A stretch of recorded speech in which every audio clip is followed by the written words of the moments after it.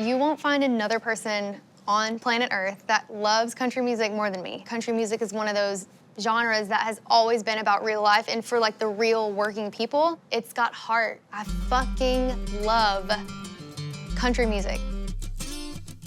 You start looking down, looking up sideways, telling me what you're gonna do.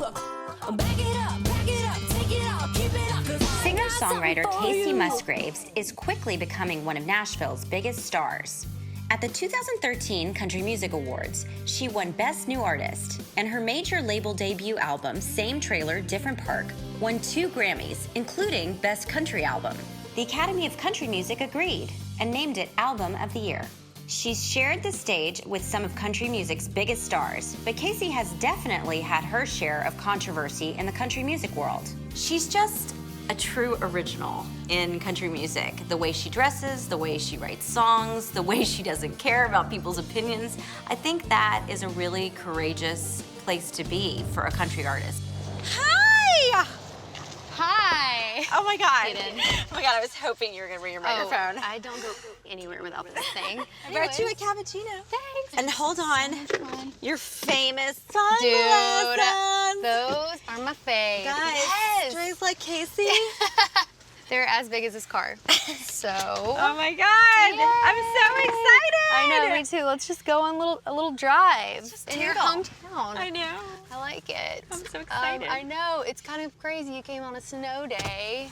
Y'all, it started snowing and I was like, holy shit. Yeah. so snowy. Like, I don't really remember the last time Nashville had this much.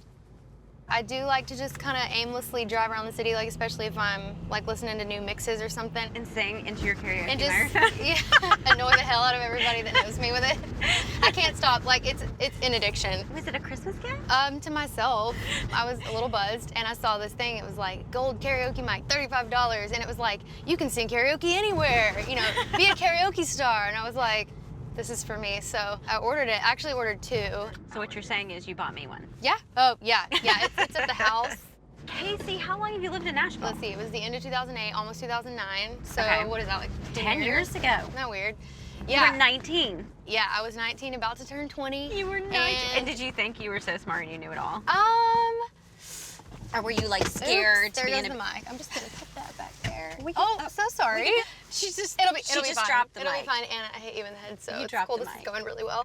So you went from Golden, where you grew up, Yes.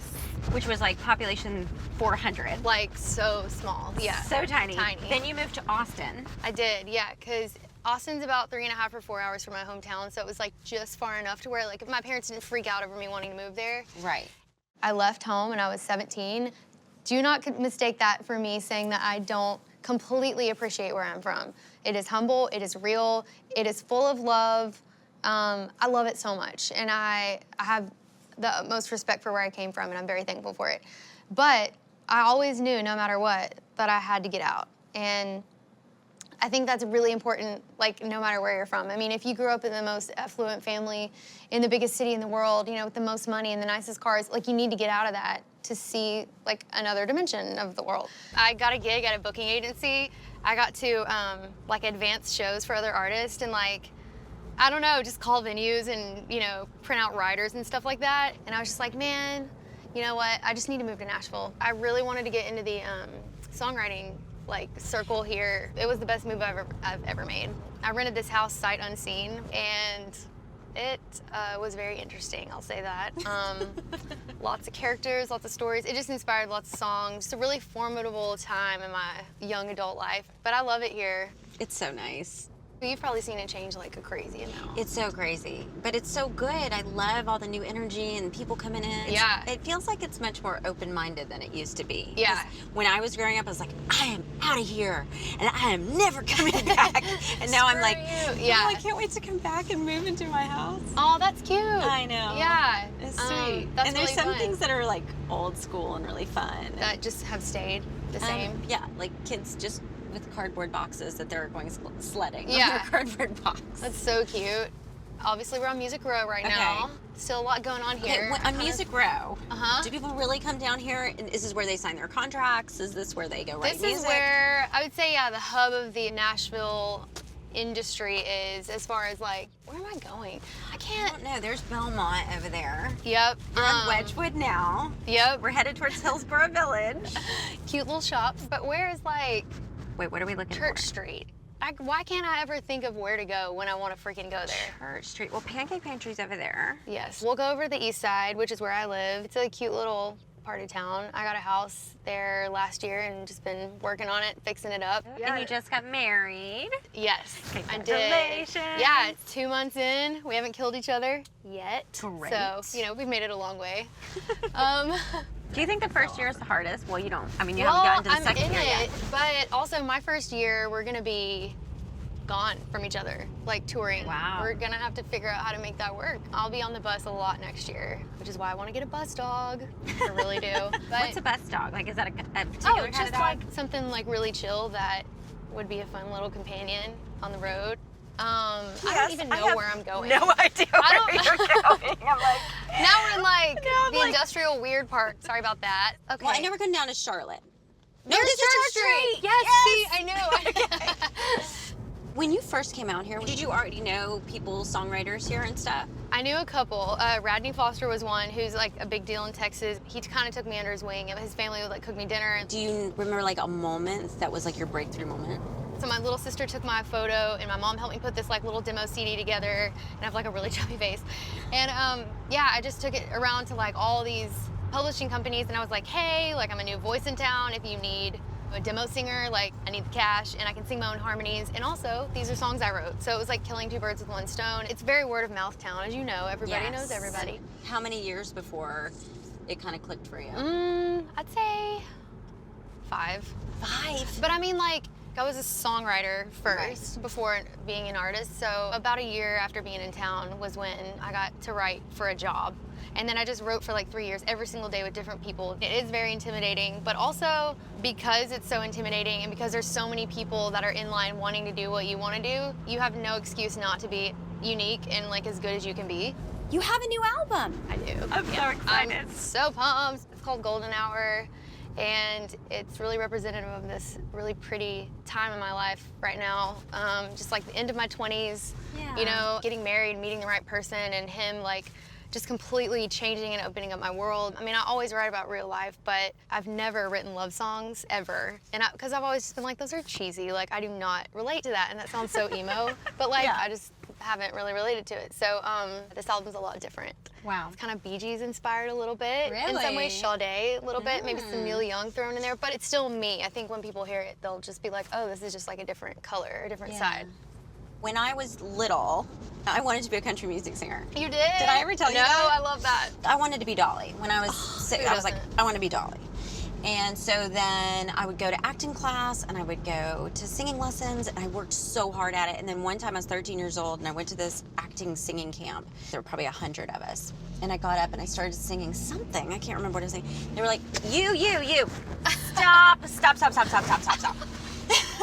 Like, Amazing. Your singing is awful. I wish I had the I microphone. know, seriously. Can you Like, go tap, tap? straight to the monologue? Straight to the monologue. So then I did the monologue, and I always won the monologue competition, and I always lose the singing competition. Oh, so man. when I had to go do Walk the Line, I was terrified. Because it's really something that you have to build your vocal cords. You have to really practice, and like, I am so. And so everybody who criticizes any singer or any painter or any artist or photographer, I'm like, just try it. I know. Follow Your Arrow was one of my favorite songs. Oh, thanks. It was like one of the first times I heard a country song that talked about things like smoking weed or alternative lifestyles. Like, it's okay to be gay. Right. Did you get like pushback from anybody on that? Or was it hard with country definitely. radio? It was, yeah, it was very hard. I had the idea saved for a while, and I even went to write with Katy Perry for her own album, not even for me. And I brought her the idea, and I was like, look, I have this idea. It's called Follow Your Arrow. I just think it could be so cool. And I sang like this little piece that I had worked out the chorus, basically.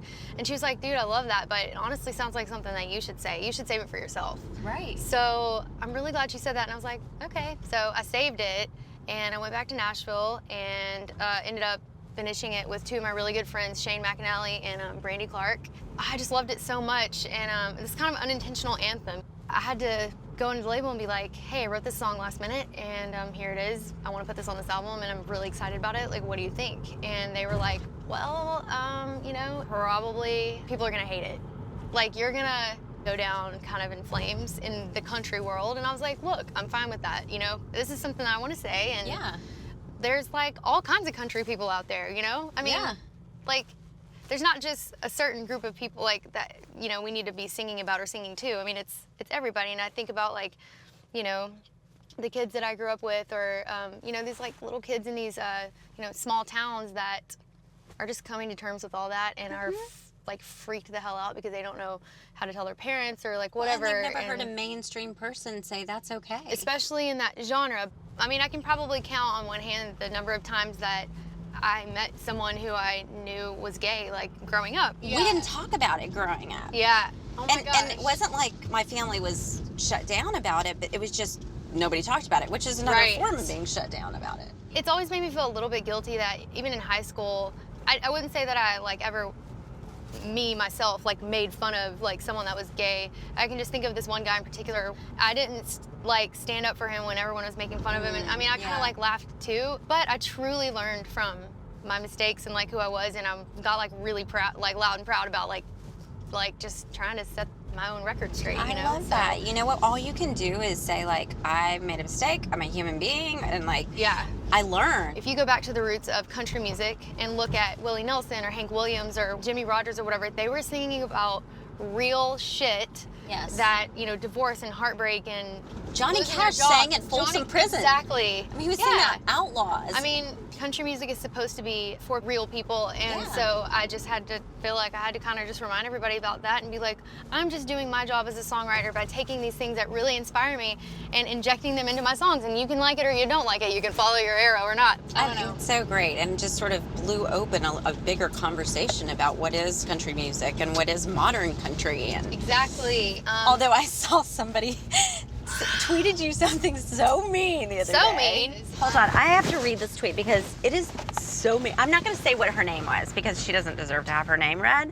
And she said, you're one of the reasons true country is sinking into the Cesspool of immorality and stomach-turning fake entertainment. You've got to perform half naked to make up for your lack of God-given talent. And what she wrote was, I corrected her grammar. You wrote, it's your, with an apostrophe R-E. That's all you can say to somebody like that. But then also I was seeing this really beautiful interview that you gave about how you looked out in the audience and you were singing Follow Your Arrow and two men were hugging themselves and you were like, yes. I'm They can part feel of them safe. feeling okay. They can feel safe at my shows, and I love that so much. That's incredible. Everyone's entitled to their own beliefs, but as long as that like includes like just loving everyone, that's all I care about. When you have somebody like Kacey pushing the boundaries of what is acceptable topics in country music, I think you're gonna open new doors for people to say, oh, okay, yeah, well, Kacey did that, so I'm gonna take it to the next step. And I think in art, you know, you gotta push the boundaries of things, otherwise culture doesn't evolve. This is awesome. Hi. Hey guys, how are you? How are you? Wonderful. Oh my gosh, so nice to be inside. Wow. This is what my mother does. What is the chocolate-covered banana? Well, let me tell you, it has rum. It's a tiki drink. She goes, Yeah. what? I'm not gonna have that. Okay, perfect. What is the apple old-fashioned? Ah, one part apple brandy and one part bourbon. I'm not gonna have that. Okay. I actually do want to try the apple old-fashioned. That sounds really good. I can do that. Thanks. Yes. Cheers. Yay! Cheers. Shine on, you little bright diamond. Thank you, thank you. Maybe a rhinestone, but it's fine. That's my favorite Dolly quote. Love that. Or like, if you want the rainbow, you got to put up with a little bit of rain. Yes. Like, okay, wow. She just keeps coming up with the She singers. she's like a guru. Yeah, it's crazy. Do you have goals that you want to achieve? I just want to stay authentic to myself and whatever that means. Just sound the way I want to sound and make the records I want to make. I would rather have less fans that really know what I'm about than like massive amount of fans that have this watered down or like fake idea of kind of what I am. That would drive me crazy. I guess that's been my one like compass. I've even had grown businessmen that are very successful in this industry say, why don't you do this or that or whatever? And I'm like, you know, I don't really like want to do that. And they're like, well, you know, sometimes you got to do things for business that you're not really proud of. This is like a kind of an influential person in this industry. I won't like name names, and I was like, you know what, that's a huge You mean difference. like showing up for an event or doing a photo shoot you didn't feel good about? Or? It was in regards to like changing some lyrics. Okay. And I was just like, I don't feel comfortable doing that. Yeah. First of all, like, I don't find what I'm saying offensive, but anyway, it would just send the wrong message. Like, I'm the follow your arrow girl. At the end of the day, like somebody said something really smart to me, like, nobody cares more about your career than you, Yeah. right? Totally. So, I mean, do you run into that? Like, I mean, now you're at the point where, like, you can probably just do whatever you want, and people are like, this is her. But, I mean, I would imagine that, like, coming up in this industry or in that industry, like, you probably ran into that a lot where they're like, hey, do this thing. And you're like, I mean, I don't really. yeah, I did a lot of stuff where I would not pose in certain magazines because I thought they really belittled women. And they really objectified women in a way that I didn't feel like that was helpful to my career, and I got a lot of shit for it when I was young. But I also had a whole thing where I wouldn't play anybody's girlfriend when I was young. Interesting. I did it in a couple movies, and I was like, you know, if I have an opportunity to be the star of my own movie, why wouldn't I? But also, I want little girls out there to know they can be the stars of their own movie. Yeah. It's scary. You're taking the risk. If it flops, it's all on you. Yeah. And it's terrifying. Mm-hmm. And you could mitigate your risk by standing next to a really super famous dude. Being like, well, yeah. But I just said, you know what? I don't care, because I really want little girls to see themselves, to see a spectrum of female experience and female behavior, and I'm willing to take the risk. Yeah. And it paid off, but I didn't know if it was going to pay off. Yeah.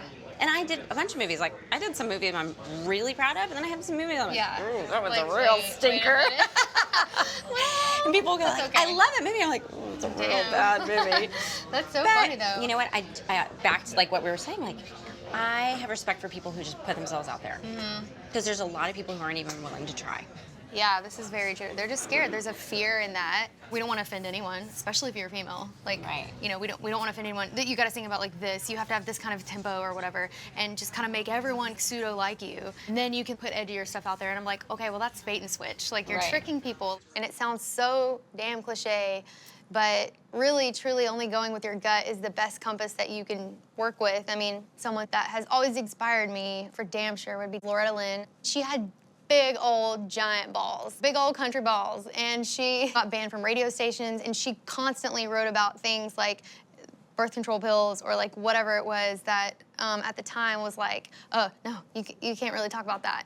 But she was like, I'm gonna write about this anyway. This is my female experience, and this is real life. Like, deal with it. It's so freeing when you're just yourself and you just own up to it. And if anybody likes it, you're like, thank you for liking it. I know, and it makes you appreciate those people more, Totally. you know? In this day and age, like, everything is just so heated and polarized and crazy. Do you think country music is going to catch up with what's going on in the world? I think it's on its way. Yeah. I think there will always be outliers that are conservative or closed-minded, and that's so fine. As long as we can, like, include everyone. Then, Right. I don't know, but I think it's getting better. Yeah. I hope, but then, you know, you look at like the chart and you see like a big lack in like female voices. So you're like, is it? And diversity. Exactly. Yeah. There's a whole spectrum of okay. the human experience that is not represented. Exactly. And I was reading, I think it was 2015, where some country commentator on country music was like, don't play as many women's songs. And he's like, the men are like the lettuce and the salad, and the women are the tomatoes and the salad. I happen to love tomatoes, but I mean, if you look at the top, 40, Yeah. you might see 3 women. And one thing that I've experienced as a woman on this path is that I could be meeting the same radio station people or people in the industry that a man is, a male artist. And there's an extra pressure on me to be accommodating and nice and like, massage their ego. And when I don't come through on whatever their idea is of that, then Yeah. I feel like my music suffers from that, as in how far it will go on the radio. Right. It's just interesting because they would never do that to the male artists. In fact, they're like, oh, he acts like he's a badass. He doesn't care. We love him. This is what they do in my business too. Like they say, oh, well, women's movies don't do as well. Well, how can you evaluate that when they don't make as many women's movies? That's true. And So how are we have the opportunity to have yeah, it's not a the fair same opportunity. success? Label people or radio people will say, well, our listeners, they just they don't want to hear women. They want to hear more men. It's like, well, who are you polling? Right. I don't really believe that. I think there should be room for everybody. and everyone should be given a chance, especially because there's like a crop of people that are coming up that actually have something to say, and they're not just big hair and a pretty face, which is fine. I'm just saying. It's about substance. It's just It's not just about like the aesthetics. Yeah. That doesn't really like affect my creativity or whatever. I just kind of try to stay in my own lane, but it is there, and it's very much a real thing. So. And then you just push forward. That's all you can do. Yeah. What would Dolly do? She'd hold up a rhinestone middle finger and just be like, I don't care. Yeah, I'm just gonna keep doing it. Yep. Not only with social media and this world changing like crazy, I just feel like people are craving something really real. So hopefully what people get when they hear my music is just me, and I only know how to write about things that I firsthand have gone through, and I know I'm not alone in like all these things that I'm feeling and going through. So ultimately you're gonna attract hopefully people that are like, dude, yes, I am going through that too. Like, yes, same, I'm not alone. And it's like, that's why music is so uniting. I'm waiting for the day that there's like a gay country music icon. Can you imagine a fucking rhinestone cowboy that would be amazing. Sings amazing and looks amazing and is like a total hero for Being open. being open and being yourself? I'm just like waiting for that day. It'll happen. Yeah.